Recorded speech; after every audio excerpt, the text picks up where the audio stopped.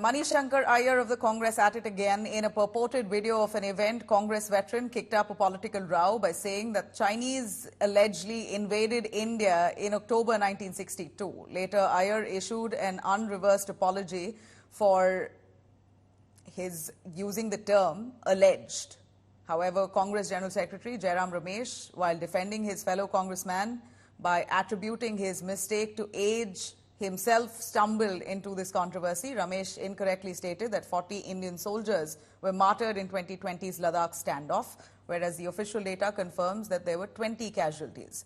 These blunders have given the BJP, of course, ammunition now to attack the Congress. The BJP was quick to pick Iyer's faux pas and went on to accuse the Congress of revisionism. BJP has claimed that these incidents further exposes Congress's perceived pro-China stance. In October 1962, the Chinese allegedly invaded India. On the day that Tawang fell, the Foreign Service exams began in London.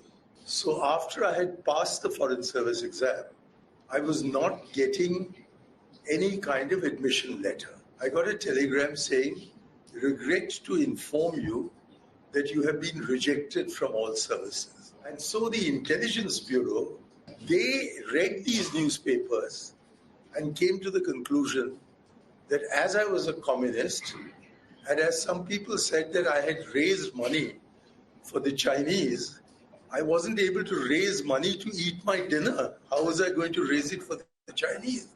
There are various books which indicate that we could have accepted Zhou Enlai's proposal of April 1960.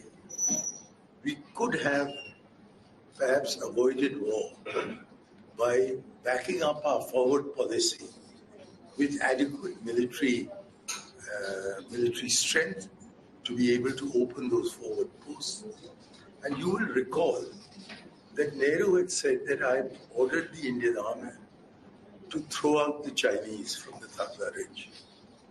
And there was a kind of riposte that came from the Chinese. So I used the expression alleged, but I shouldn't have done so. Yes, it is an I shouldn't have done so because we're in the middle of an election.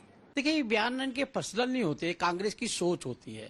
और 1962 में देखिए ना किस प्रकार Aksai चीन उन्होंने कब्जा कर लिया था और चीन हिंदी भाई भाई करते रहते। जवाहरलाल नेहरू ने ये जमीन जो छीन ली थी उसके बाद भी कहा बंजर जमीन थी, कोई बात नहीं है, चली गई है। और चाइना को जिस प्रकार से हमको सदस्यता मिलनी चाहिए थी, चाइना को सदस्यता दिलाने का काम किया।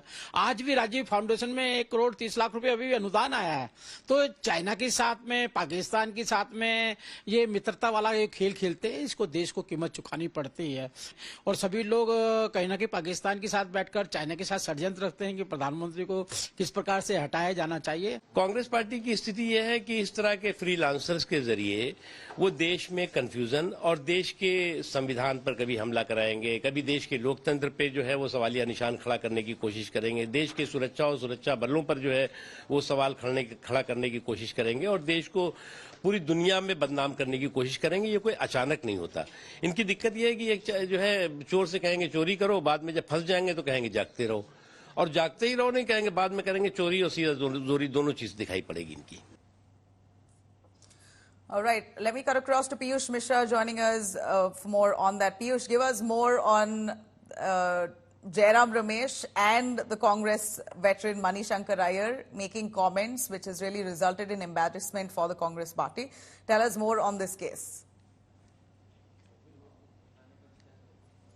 Well, certainly, Namina, it is going to be a huge embarrassment for the Congress party because Manishankar Iyer has given a statement on Indo-China war where he said that it was an alleged attack which was escalated by China, but following which we saw how the senior leaders of the Congress party have come out and they have distanced themselves from the statements that have been made by Manishankar Iyer. Jairam Ramesh has said that the Congress party distances itself from what Manishankar Iyer is saying, but at the same time, Jairam Ramesh is also asking questions from the Modi government about the land which has been acquired by China. So on this particular statement, the BJP has come out and hit back at the Congress party, saying that this shows the real mindset of the Congress party. The BJP's IT cell chief Amit Malviya has tweeted and said that this is a brazen attempt of revisionism by the Congress party. In a few minutes from now, we can also expect a press conference by the BJP's national spokesperson Gaurav Bhatia, who is certainly again going to speak on the very issue, on the statements those have been made by